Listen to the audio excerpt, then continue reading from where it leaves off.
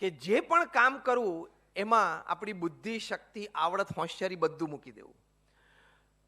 તો પહેલો લાભ સેલ્ફ સેટિસ્ફેક્શન છે. Yes or no? First advantage is self satisfaction, કે I did my job properly. And result શું આવવાનું છે? ચેપ્ટર 2 છે. And result is chapter 2. એ આપણા લાઇકિંગ પ્રમાણે આવે, ના આવે, ઓછું વધતું આવે, દેટ ઇઝ ચેપ્ટર 2. ચેપ્ટર 1 શું છે? I did put my best foot forward. મેં, ભગવાને મને જે બુદ્ધિ, શક્તિ, આવડત, હોશિયારી આપી છે અને મારું જે કાર્યક્ષેત્ર છે એમાં મેં શ્રેષ્ઠ પ્રયત્ન કર્યો. તો that is the first art of becoming a genius. બીજી આર્ટ,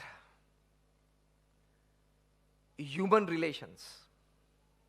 અત્યારે ટેકનો જમાનો છે અને એઆઈ આવી ગયું છે. ઘણા બધાને ફ્રી કરી દેશે. સાવ ચોખ્ખી ગુજરાતીમાં આપણે એમ તો ના બોલાય કે નવરા કરી દેશે.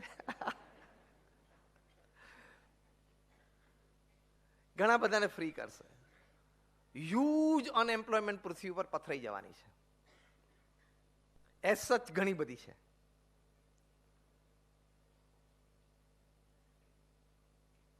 એઆઈના જન્મદાતાઓ એવું કહે છે કે એઆઈ વિલ ટેક અવે the jobs who created AI. જેણે એઆઈ બનાવ્યું છે ને એ લોકોની જોબ્સ પણ એઆઈ લઈ જશે.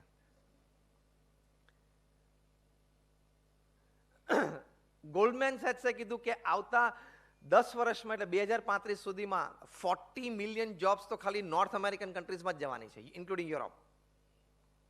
એકાઉન્ટન્ટ્સ બધાની જોબ જશે. રિટેલ કાઉન્ટર્સ ઉપર બધાની જોબ જશે, કારણ કે રોબોટ્સ કામ કરશે રિટેલ કાઉન્ટર્સ ઉપર. એ એઆઈ અને ટેકનોલોજીના જમાનામાં હ્યુમન રિલેશન્સ, માનવીય સંબંધો, જે પણ વ્યક્તિઓ આપણા જીવનમાં છે, પછી પરિવારમાં હોય, મિત્ર વર્તુળમાં હોય, સોશિયલ સર્કલમાં હોય, કે આપણે ઓફિસમાં કામ કરતા હોય ત્યાં આપણા વર્કિંગ કલીગ્સ હોય, એની સાથે એક આત્મીયતાનો ઘરોબો, લાગણી અને પ્રેમના સંબંધો, એ આપણી સફળતાનું બહુ જ મોટું કારણ છે. How many of you believe in this story? કે આપણી સફળતાનું બહુ જ મોટું કારણ માનવીય સંબંધો છે. હ્યુમન રિલેશન્સ કાઉન્ટ મોર. એની માટે હું તમને બીજું એક સરસ પુસ્તક સજેસ્ટ કરું છું. એ પુસ્તકનું નામ છે the human side of the enterprise. Again I am repeating, the human side of the enterprise. Douglas McGregor આ પુસ્તક લખ્યું છે. ડેકેડ્સ પહેલા પુસ્તક લખાણું છે. આ પુસ્તક જ્યારે લખાણું ત્યારે એમને ન્યુયોર્ક ટાઈમ્સ બેસ્ટ સેલરમાં પણ ઘણા અઠવાડિયાઓ સુધી રહ્યું. હાર્વર્ડ બિઝનેસ રિવ્યુમાં પણ એમનું રેટિંગ ખૂબ સારું રહ્યું. અને અક્રોસ યુરોપ ને નોર્થ અમેરિકા ઘણી બધી બી સ્કૂલ્સમાં આ પુસ્તક ખૂબ સારા રેફરન્સ બુક તરીકે વપરાય છે. Title of the book is the human side of the enterprise. કે આપણે વેપાર ધંધો કરીએ છીએ અથવા સંસ્થા ચલાવીએ છીએ, એમાં આપણી પાસે સંસાધનો, રિસોર્સિસ ઘણા બધા છે, પણ મોટામાં મોટું રિસોર્સ તમારું શું છે? Human relations. How you deal with people, how you associate yourself with people, how you make people associate with you, that counts a lot. એની ઉપર સફળતા રહેલી છે. તો એ આપણે નજરઅંદાજ ન કરવું જોઈએ. તમને એમ ન થાય કે ટેકનો જમાનો છે ને બધું ટેકથી થાય છે, પણ એ ટેક ઓપરેટ કરનાર તો વ્યક્તિ છે ને. ટેક ઓપરેટ કરનાર કોણ છે? એ વ્યક્તિઓ છે. અને વ્યક્તિ વ્યક્તિના સંબંધો છે, એને લઈને પ્રગતિ, એને લઈને સફળતા, એ સિદ્ધાંત છે. તો give more weightage to human relations then tech. ટેકનો ફૂલ ઉપયોગ કરવાનો, એની ના નથી, પણ more weightage to human relations, માનવીય સંબંધોને આપણે વધારે વેઇટેજ આપવાનું. હવે માનવીય સંબંધો માટે ખાલી સ્માઇલ કામ નથી કરતી, એ ખબર છે ને? અહીંથી માંડીને 35,000 ફૂટ ઉપર સુધી બધે ખાલી સ્માઇલ કામ નથી કરતી, ખાલી હાય હેલો કામ નથી કરતું, ખાલી થેન્ક યુ અને સોરી કામ નથી કરતું. એ બધું જરૂરી છે. માનવીય સંબંધો માટે એક બહુ સરસ માર્ગદર્શન અમારા ગુરુહરિ પ્રમુખ સ્વામી મહારાજે આપ્યું છે. કારણ કે મેં કહ્યું ને, આટલા બધા વ્યક્તિઓ સાથે એ સંપર્કમાં, કારણ કે 1300 સંસ્થા ઊભી કરી એટલે કેટલા બધા વ્યક્તિઓ સાથે એમણે કાર્ય કર્યું, અને અમારા જેવા 1100 સંતોને પાછી એમણે દીક્ષા આપી. તો માનવીય સંબંધો માટે એક સરસ સૂત્ર એ પોતે કહેતા, 4 જ શબ્દો: ખમવું, ઘસાવું, અનુકૂળ થવું ને મનગમતું મૂકવું. આપણે શું હોય, ચાલશે, કાલે કરશું, इतनी जल्दी भी क्या है जीना है बरसों, आज करना है वो कल, कल करना है परसों, इतनी जल्दी भी क्या है जीना है बरसों. એ આપણો એટીટ્યુડ છે, અને આવી મહાન પર્સનાલિટીઝનો એટીટ્યુડ જુદો હોય. હવે મેં તમને એક નાનો પ્રસંગ કહો, ત્યાંથી એક બહુ જ મોટા પ્રસંગમાં તમને લઈ જાઉં. BAPSએ શિકાગોમાં 2004 અમેરિકામાં એક હ્યુજ શિખરબદ્ધ મંદિર, જે ગાંધીનગરમાં તમે અક્ષરધામ જોયું ને, એ સ્કેલનો એ પ્રોજેક્ટ, એ 2004માં પ્રમુખ સ્વામી મહારાજે પ્રતિષ્ઠા કરીને ઇનોગ્રેટ કર્યું. તમે એનું લોજિસ્ટિક્સ વિચારો ને તો પણ કલ્પનાતીત છે, કારણ કે ત્યાંના એક્સ્ટ્રીમ ક્લાઇમેટ્સમાં ઇન્ડિયાનો પથ્થરને આરસ ચાલે નહીં. એટલે આરસ ઇટલીથી આવ્યો, પથ્થર છે એ બલ્ગેરિયાથી લાઇમસ્ટોન આવ્યો, ગ્રીસથી ગ્રેનાઇટ આવ્યો, કંડલા આવ્યો, કંડલાથી રાજસ્થાન ગયો, 26 સાઇટ ઉપર કામ થયું, અને ત્યાંથી પાછું કંડલા કાફસ્ટોન્સ આવ્યા, અને પાછા US ગયા, ઈસ્ટ કોસ્ટ ઉપર ઉતરીને બાય રોડ પાછા શિકાગો ગયા. એ લોજિસ્ટિક્સ ખબર પડી? કલ્પનાતીત લોજિસ્ટિક્સ. 2004માં પ્રમુખ સ્વામી મહારાજે ત્યાં મૂર્તિ પ્રતિષ્ઠા કરી ઇનોગ્રેટ કર્યું. એક દિવસ ફરતા ફરતા એક વ્હાઇટ અમેરિકન આર્કિટેક્ટ ત્યાં આવી ચડ્યા. એટલે કીધું, my goodness, what a project, beautiful carvings, what a structure, what a balance. 2 કલાક એને ત્યાં કાઢ્યા, ફોટોગ્રાફી કરી, અને 2 દિવસ પછી AIA, અમેરિકન ઇન્સ્ટિટ્યૂટ ઓફ આર્કિટેક્ટ્સની AGMમાં એણે પ્રસ્તુત કર્યું કે આવા એક પ્રોજેક્ટનું નિર્માણ આપણા શિકાગો શહેરમાં થયું છે, તમને ખબર છે? એટલે થોડા આર્કિટેક્ટ્સે કીધું, હા મેં લોકલ ટીવી ચેનલ ઉપર જોયેલું. થોડા આર્કિટેક્ટ્સે કીધું, હા ન્યૂઝપેપરમાં મેં ફોટોગ્રાફ ને સ્ટોરી વાંચેલી. ત્યાં બધા આર્કિટેક્ટ્સે નક્કી કર્યું કે આપણે એક જોઈન્ટ વિઝિટ, ગ્રુપ વિઝિટ કરીએ. અને ધ કમિંગ વીકેન્ડમાં 70 architects of American institute of આર્કિટેક્ટ્સના એ લોકોએ ગ્રુપ વિઝિટ કરી. અમારા ગાઈડ્સે એમને શિકાગો મંદિર, ત્યાં હવેલી, એક્ઝિબિશન બધું બતાવ્યું. ત્યાં 70 આર્કિટેક્ટ્સે નિર્ણય કર્યો કે AIAનો award of excellence BAPS Swaminarayan Mandir શિકાગોને આપવો જોઈએ. એ નિર્ણય કર્યો, ઠરાવ કર્યો, સેરેમની કરી અને એવોર્ડ આપ્યો. Now see the range. આદિવાસી postcard, giant international Akshardham like project, full રેન્જમાં પ્રમુખ સ્વામી મહારાજે એક્સિલન્સ બતાવી. એમને તો બતાવી, પણ આપણે જે ઇન સર્ચ ઓફ એક્સિલન્સ પુસ્તકનું મેં તમને જે રેફર કર્યું, એમાં શું લખ્યું છે કે it is not a one time happening, it is a constant pursuit embedded in the organisations DNA. એટલે ઓર્ગેનાઇઝેશનના બધા જે સ્ટેક હોલ્ડર્સ હોય, બધાના DNAમાં એક્સિલન્સ આવી ગયો, તો જ તમે આ રિઝલ્ટ પ્રોડ્યુસ કરી શકો. એક બહુ જ સરસ પુસ્તક હું તમને સજેસ્ટ કરું. એ પુસ્તકનું નામ છે ઇન સર્ચ ઓફ એક્સિલન્સ. કો ઓથર છે ટોમ પીટર્સ અને રોબર્ટ H. વોટરમેન. એમણે આ પુસ્તક લખ્યું છે. મેં ઘણા વર્ષો પહેલા પુસ્તક વાંચ્યું છું. Again I am repeating the topic. The title of the book, in search of excellence. આ પુસ્તક હાર્વર્ડ બિઝનેસ રિવ્યુમાં ખૂબ સારું રેટિંગ છે. ન્યુયોર્ક ટાઈમ્સ બેસ્ટ સેલરમાં પણ એમનું અઠવાડિયાઓ સુધી ઘણું સારું રેટિંગ રહ્યું. અને B સ્કૂલ્સમાં બહુ પોપ્યુલર પુસ્તક છે. આ પુસ્તકમાં ઘણી સારી વાતો લખી છે. એમાંની એક વાત જે બહુ મને સ્પર્શી ગઈ અને શ્રેષ્ઠ વાત અંદર પુસ્તકમાં હોય એવું લાગે છે, એ છે કે આ પુસ્તકમાં ઓથર લખે છે કે excellence is not a one time happening. તમે આપણે એક કાર્યમાં, એક પ્રોજેક્ટમાં આપણે શ્રેષ્ઠતા લાવી દીધી એવું નથી. Excellence is not a one time happening. પણ બીજા એટલે second part of the sentence is very fine. શું લખે છે? But excellence is a constant pursuit embedded in an organization's DNA. એટલે કે શ્રેષ્ઠતા એ કોઈ એક વખતની વાત નથી, પણ એવી એક ઇકોસિસ્ટમ કોઈ પણ ઓર્ગેનાઇઝેશનમાં, કોઈ પણ એન્ટરપ્રાઇઝમાં, એનું સિનિયર મેનેજમેન્ટથી માંડીને છેક છેલ્લો કર્મચારી એવું એક ઇકોસિસ્ટમ ઊભી કરે કે જેમાં દરેક વ્યક્તિ, દરેક સ્ટેક હોલ્ડરને શ્રેષ્ઠતા તરફ જવાનો એક અભિગમ મળે, attitude of excellence. That is the first art of becoming a genius. હું કચરો વાળું તો પણ એવો સરસ વાળું કે પૃથ્વી પર મારા જેવો કોઈ કચરો વાળી ના શકે. હું લખું તો એવું લખું કે મને પૂર્ણ આનંદ અને સંતોષ થાય. હું કોઈની સાથે વાર્તાલાપ કરું તો મારી પાસે જે સારામાં સારી વાત એ વિષયની હતી હું શેર કરી શકું. In short, the attitude of excellence. હું જે સંસ્થામાંથી આવું છું એ BAPS સ્વામિનારાયણ સંસ્થા. We are one of the largest organizations in the world with a permanent seat in the United Nations as an NGO. અત્યારે હું તમારી સાથે વાત કરું છું ત્યારે we run more than 1800 hospitals, hostels, schools, colleges, community centers, સંસ્કાર કેન્દ્ર, હરિમંદિર, મંદિર અને અક્ષરધામ. 1800 થી વધારે દેશ પરદેશમાં, અને બીજા 60, 70, 80 અત્યારે પાઇપલાઇનમાં છે. તમારામાંથી અક્ષરધામ કેટલા ગયા? Just rays your hands. Gandhinagar, Delhi, બધા.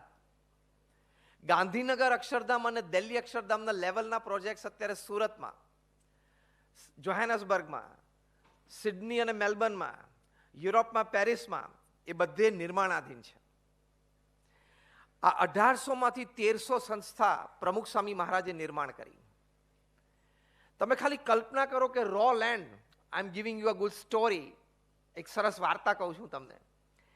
કોઈ જમીન મળવી અથવા પ્રાપ્ત થવી, એ જમીન ઉપર શું કરવું છે BAPS ટ્રસ્ટી બોર્ડમાં નક્કી થાય. Hospital, hostel, school, college, whatever, મંદિર, અક્ષરધામ. BAPS NPO છે, નોન પ્રોફિટ ઓર્ગેનાઇઝેશન, એટલે ફંડ્સ ચેરિટી રૂપે સમાજમાંથી રેઝ થાય. એ જમીન લોકલ ગવર્મેન્ટ બોડીઝમાં લીગલી ક્લિયર થાય. આર્કિટેક્ટ પ્લાન ડિઝાઇન કરે એ પણ લોકલ ગવર્મેન્ટ બોડીઝમાં ક્લિયર થાય. ખાતવિધિ થાય, 2, 4, 5 માળની ઇમારત જોઈએ તૈયાર થાય, એનું ઇનોગ્રેશન થાય. એ સંસ્થાને ચલાવવા માટે 2-5 અમારા BAPSના વોલેન્ટિયર્સ જે અમારી આઈડિયોલોજી પ્રમાણે એ સંસ્થા ચલાવે, બીજો પેઇડ સ્ટાફ, અને એ સંસ્થાને સમાજની સેવામાં મૂકી દેવી. આજ રો જમીનથી માંડીને ઇનોગ્રેશન સુધીની સ્ટોરી મેં જે તમને કરીને, એ પ્રમુખ સ્વામી મહારાજે 45 વર્ષ સુધી દર 15મા દિવસે એક સ્ટોરી પૂરી કરી.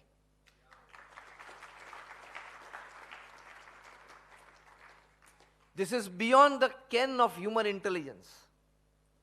પ્રમુખ સ્વામી મહારાજ ગુરુપદે આવ્યા ત્યારે એમની ઉંમર 51 વર્ષની હતી. 51 વર્ષે in your commercial corporate terminology, at the age of 51 he started his career. નિર્ણયજી, at the age of 51. અને 95 વર્ષની ઉંમર, એટલે એ 45 વર્ષ દરમિયાન 95 વર્ષની ઉંમરે સ્વધામ પધાર્યા 2016માં. એ 45 વર્ષમાં એમણે 1300 સંસ્થાઓ બાંધી અને એનું સફળ સંચાલન કર્યું. આજે બધી સંસ્થાઓ સવાઈ કામ કરે છે. એ જ 45 વર્ષ દરમિયાન એને દુનિયાના 60 દેશોમાં 18,000 ગામો અને શહેરોમાં જાતે ગયા. ફરવા માટે નહીં, હા, 22-24 વખત અમેરિકા ગયા હશે, કોઈ દિવસ બેવરલી હિલ્સમાં ફરવા નથી ગયા, અને કોઈ દિવસ ત્યાં ઓર્લેન્ડોમાં જઈને એમને કંઈ ડિઝની વર્લ્ડમાં ફરવા નથી ગયા. પ્રમુખ સ્વામી મહારાજના વિચરણનો હેતુ શું હતો? વ્યક્તિગત જીવનમાં ચારિત્રની દ્રઢતા થાય, પારિવારિક જીવનમાં પારિવારિક મૂલ્યો સિંચાય, અને સમાજ જીવનમાં સેવા અને સમર્પણની વાત આવે. એ પ્રેરણા માટે એમને વિચરણ કર્યું. અચ્છા, આ જ 45 વર્ષ દરમિયાન એમને 7.5 લાખ પત્રોના લેખિત ઉત્તર આપ્યા અને રિસ્પોન્સિબલ આન્સરિંગ. આ જ 45 વર્ષ દરમિયાન એ 3.5 લાખ ઘર, ઓફિસ, ફેક્ટરીમાં જાતે ગયા. આ જ 45 વર્ષ દરમિયાન એ 40 લાખ લોકોને વ્યક્તિગત મળીને એમના પ્રશ્નો સાંભળી એનું સમાધાન આપ્યું. આ બધું કોન્કરન્ટ, હા? निर्णय जी, इसमें से आप एक पकड़ लो, आपका जीवन पूरा हो जाएगा. हाँ या ना?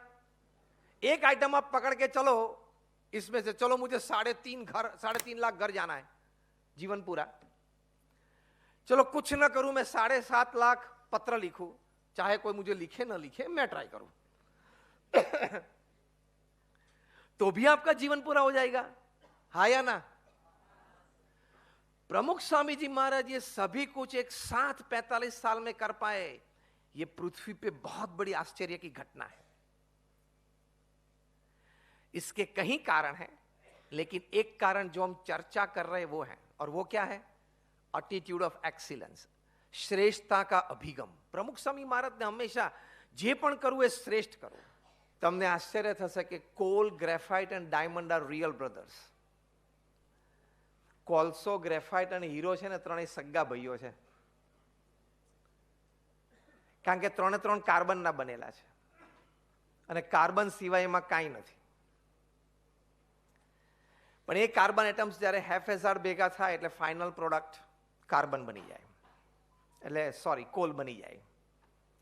એના જ કાર્બન એટમ્સ થોડા જ ઓર્ગેનાઇઝ થાય, આ બધા શબ્દો યાદ રાખજો, થોડા જ ઓર્ગેનાઇઝ થાય અને આપણે બધા કેમિસ્ટ્રીમાં બેન્ઝીન રિંગમાં બન્યા હેક્ઝાગોનલ સ્ટ્રક્ચરમાં સાથે આવે ત્યારે ફાઇનલ પ્રોડક્ટ ગ્રેફાઇટ બની જાય। પેન્સિલથી માંડીને ન્યુક્લિયર પ્લાન્ટ સુધી એનો ઉપયોગ થઈ શકે। અને એના એ જ કાર્બન એટમ્સ જ્યારે ટેટ્રાહેડ્રલ સ્ટ્રક્ચર, જે પણ આપણે કેમિસ્ટ્રીમાં ભણ્યા, એ ટેટ્રાહેડ્રલ સ્ટ્રક્ચરમાં સાથે આવી જાય તો ફાઇનલ પ્રોડક્ટ ડાયમંડ બની જાય। એટલે કોલ, ગ્રેફાઇટ અને diamond R real brothers because they are made up of carbon and nothing accept carbon. પણ એકમાં હાફ હજાર ભેગો થયું એટલે કોલ બની ગયો, બીજામાં થોડું ઓર્ગેનાઇઝ થયું હેક્ઝાગોનલ સ્ટ્રક્ચર એટલે ગ્રેફાઇટ બની ગયું, ત્રીજામાં પ્રોપર ઓર્ગેનાઇઝ થયું અને ટેટ્રાહેડ્રલ સ્ટ્રક્ચરમાં આવ્યું એટલે ડાયમંડ બની ગયું। ત્રણેય સગા ભાઈઓ છે, પણ ત્રણેયની બજાર કિંમતમાં બહુ ફેર છે। એક ભાઈનો આટલો નાનો ટુકડો અને એમાં બીજો ભાઈ તો 2-5 ટ્રક ભરીને આવી જાય। સગા ભાઈ છે પણ બજાર કિંમતમાં પણ ફેર છે અને ત્રણેય પ્રત્યે લોકોના હૃદયમાં, ભાવનામાં પણ ફેર છે। તમને કહો કેમ કે હું તમને આટલો નાનો હીરાનો ટુકડો આપું, ચોઇસ 1, અને ચોઇસ 2 10 ટ્રક કોલસા આપું, તો કયું લઈએ? એનું કારણ શું? Give me the reason why all three being real brothers, there is a vast difference in their market value and their value in the hearts of people. Real brothers છે એનો એક લાઈનમાં ઉત્તર છે design of the internal structure.